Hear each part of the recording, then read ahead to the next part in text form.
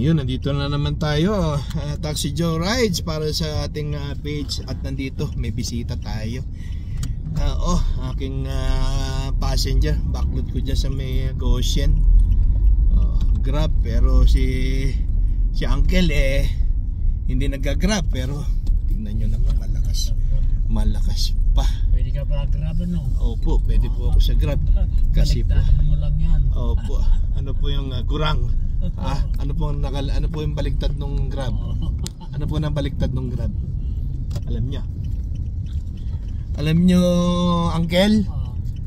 Hero nyo, napaka-bless nyo. Bakit? Kasi yung age nyo niya na 92, napaka marami na kayong bonus niyan. Sus Maria Joseph, sa buong buhay. Oo, bihira yung ganyan na nabubuhay na. At saka ka-rides, tingnan nyo si Uncle Sus Maria Joseph, tungkod lang nung pinikap ko siya doon, naglalakad. Maayos ang lakad, tungkod lang. Sus Mario, samantalang yung ibang dyan bedridden na, di ba? Ando na sa may kama na, nahihirapan ng tumayo, pagkatapos umihi. Dito tayo dadaan. Pasokit po dito. Market kayo, di ba? Oo, sa market. Opo, dito tayo. Sa may tulay tayo, Uncle. Don't you worry, be happy. At dadaling ko kayo sa pinakamalapit na magma-market pa siya. Guys, ka-rides, walang kasama, walang umaalalay. Mag-isa lang si Uncle. Sus kayo, oo. Ano po kayo? Ilocano po kayo, sir? Oo, kaya mga Ilocano, bilib din ako mahaba mga buhay. I was born in Candon, Ilocos Sur. Yes po. Opo. Ilang taon ka na, anak? Ay, 53? Hindi po, kasi mahirap ko sasabi yung age ko, Uncle, kasi alam niyo naman, nagbablog ako, may page ako. Pero kayo, kasama ba kayo doon sa mga World Veterans? Kayo, kasama kayo? Hindi ako kasama. Hindi kayo kasama? So hindi kayo sundalo? Pagbutak ng ira ng hapon, opo. Grade 2 ako noon. Grade 2? So bata pa kayo. Hindi kaya yung lumaban, no? Na katulad nung iba na lumaban, yun ang mga hero, di ba? Pero yung karamihan nung wala na, patay na sa ganitong panahon, di ba? Opo. Fidel Ramos. Fidel Ramos, yan, lumaban yan, biro niya. 92. Sus kayo, mga ka-rides. Tayo kaya, abutin pa kaya natin yung 92? Sa palagay nyo, sa dami ng bisyo na kagaya ni Taxi Joe Rides sa Uncle, marami bisyo na nauna kasi. Ano sikreto? Pag nanagarilyo ka, alak ka, puyat ka, barkada, ayun, matakaw ka sa karne, yun. Lalo yung taba. Yun lalo na yung taba, no? So kayo ngayon, yun ang sikreto nyo po, Uncle? Wala. Yun po ang sikreto nyo, kaya humaba ang buhay nyo. Gulay-gulay lang kayo? Gulay, isda. Paminsan-minsan lang ang karne. Paminsan-minsan lang ang karne. So mas marami na yung gulay at saka isda. Really? So kailan kayo nag-take ng ganyan na na meal? Yung mga ganyan na mga yung pagkain yung ganyan. Anong year po kayo nag-umpisa? Ng mga pagkain ng mga isda-isda, gulay-gulay na lang. Kung kailan po kayo nag-start? May naranasan ko na opo. Hindi maganda. Doon ko, hinindo na.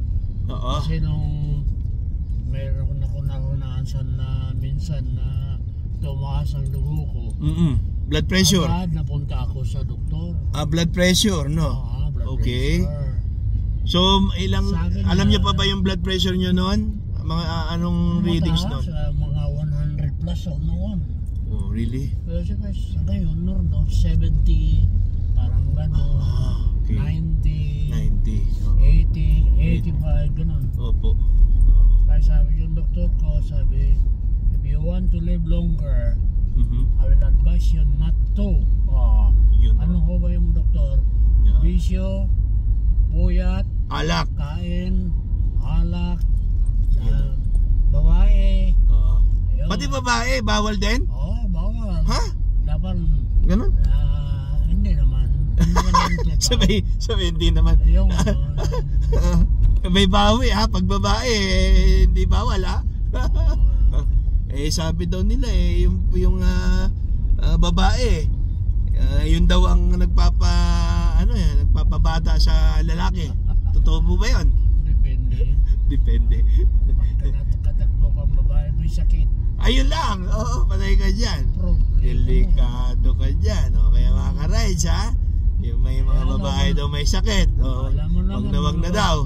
Maraming mga babae daw mumurahin. Oo, totoo yun. Sabi nyo nga. Mumurahin. Oo. Kaya wag na lang doon sa mumurahin, doon na lang sa mahal. Ay, hindi, joke lang po. Ng sarili mo. Kumuha ka sa sarili mo. So, mas maganda. Mas maganda. Ano bang mas maganda na mga babae, Uncle? Anong mga magaganda mga babae? Ganda sa loob o ganda sa labas? Conforme. Loob tsaka labas. Ang lalaki o kuminsan hindi natignan sa labas Sa labas lang, no? Kailangan yung hanggang loob din pala, no? Mga ka-rides ha, tingnan nyo ha, sabi ni Uncle ha. Kung gusto mo magkatagalan ng asawa mo, yung talagang babaeng maingat sa buhay, masipag. Yun, yung mapapangasawa mo, gano'n, no? Kaya ako, yung bago kong girlfriend ngayon, maswerte ako, masipag. Marunong lahat, marunong lahat. Marunong lahat sa lahat, wala na akong hahanapin pa. Ganun dapat, no? Ganun ba dapat, Uncle? Kasi sa laman, kung sa laman ang hinahinap mo, madala yun, magsi-70 ka, 75, wala na. Yuyoko na yun. Yuyoko na! So, suko na si, wala na. Wala nang kwenta. Nakalupay-pay na. Wala na.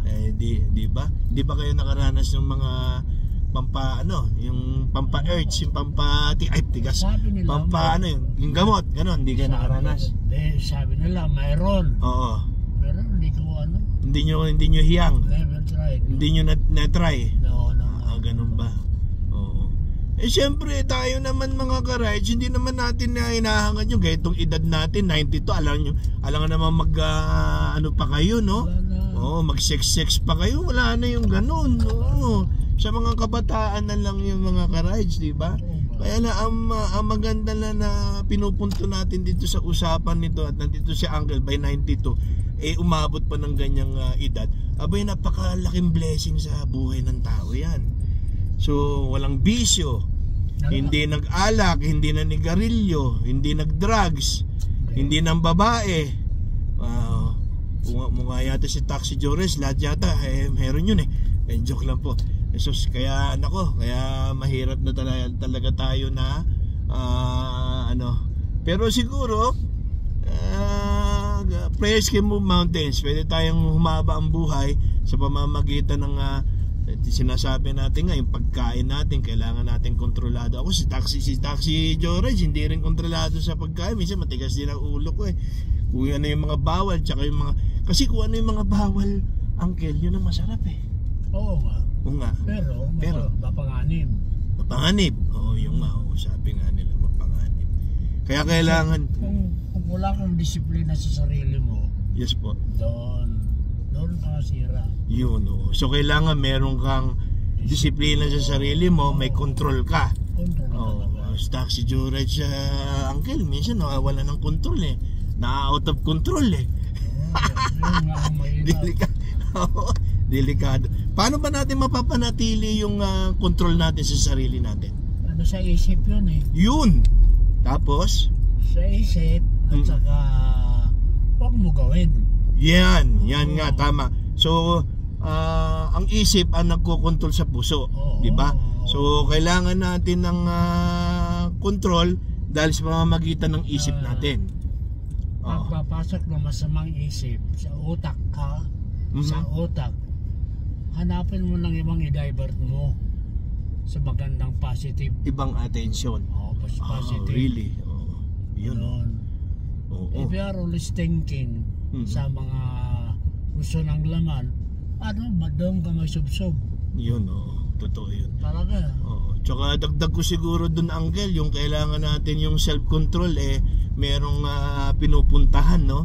So, kagaya niya, para humaba ang buhay natin, yung mga bawal sa katawan, wag na nating wag na nating gawin. Wow. Yun. Wag na nating gawin. At may control dapat tayo sa sarili natin. Taste talagang ganon, di ba? Kung gusto mo humaba ang buhay mo. Exercise your will. Ngayon kung ayaw mo namang humaba ang buhay mo, bahala ka sa buhay mo. Magbisyo ka na magbisyo hanggang hindi naman mauubos yan, pero yung sarili mauubos. Salopya ng mga tao. Totoo yan. Magdungis ka magdungis. Opo. Sa langit ka maglilinis. Hindi pwede yun. Oo nga.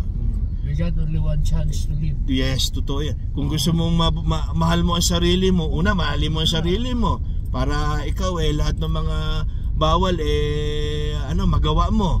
At pangalawa, una mahal mo sa ang Panginoon Pangalawa, sarili mo. Pangatlo, pamilya mo. Yan. Yun ang sa akin. Yun ang sa akin. Unang-una sa lahat yung ating Ama. Yan ang una-una nating mahalin. Kasi kahit ano man ang ating pagpuputsyag, ano man ang ating pagsusumikap, kung walang guidance, wala tayong blessings sa taas, mawawala ng halaga po lahat. So kailangan meron po yan. So you are going to die at young age. Iyon. Walang mangyayari. Iwanan mo yung mga totoo yun. Anak mo. Totoo yun. Dito kayo. Para kayo iwanan ang pamilya mo. Opo. You are still at the age of 50. Opo. Yun sinasabi nyo na nga ba. May senior citizen. May discount si Manong 120. Bigyan ko pa kayo ng 10. Yan. Salamat po. Ingat, Uncle, ha. Uncle, mabuhay you always, ha. At napaka-bless nyo po. Sige po, maraming salamat. Mag-iingat po kayo palagi. Yung mga nyo, ha. Yung paa nyo, titignan nyo po, baka madulas. Salamat. So ayun guys, isang makabuluhang pag-uusap para sa ating uncle dyan by 92 years of age. Sus ka, naglalakad, nakatungkod lang. Taxi George, malabo nang umabot ng ganyan. Marami tayong naging base yung mga dapas kaya wala, yun walang bisyo. Walang sigarilyo, walang alak, walang drugs. Babae na meron. Yun lang.